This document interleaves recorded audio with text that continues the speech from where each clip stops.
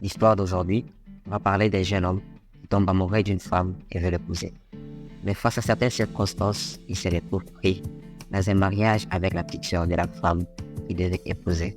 Nous sommes dans un village non loin de Lubumbashi où vivait un homme du nom de Kadosh. C'était un jeune homme très beau et charmeur. Il passait le plus clair de son temps dans la forêt pour faire de nouvelles découvertes. Un jour, rentrant de son aventure, il rencontre une très belle femme sur la route. Le jeune homme fut pris dans le filet de la beauté de la jeune femme. Il s'approcha et lui parla en ces mots. « Bonjour, jeune demoiselle.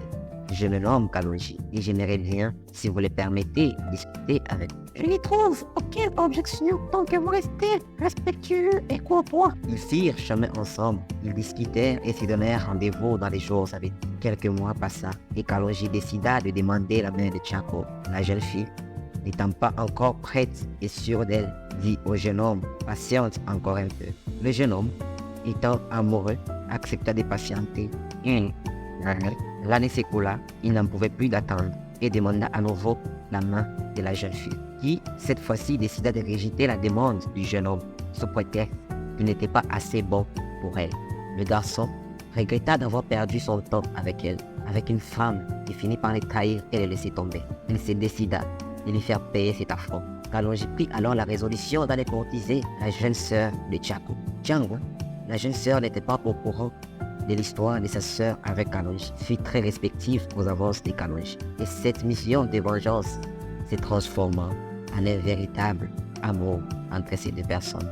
Tchango décida alors de parler de sa relation à sa famille. Tchako demanda des détails sur l'homme de sa sœur et s'est rendu compte que c'était l'homme qu'elle avait rejeté. Et partagea son vécu avec sa petite sœur pour les séparer, car au fond d'elle, elle était jalouse pour sa sœur et ne voulant pas que Kalonji entre dans la vie de sa sœur.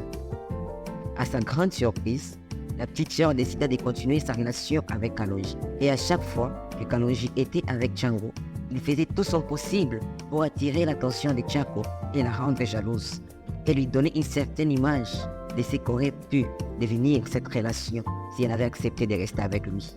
Tchango et Kalonji se marièrent et furent beaucoup d'enfants, et Tchako resta seul en apprenant une leçon capitale. On se rend compte de la valeur d'une personne rien qu'après l'avoir perdue.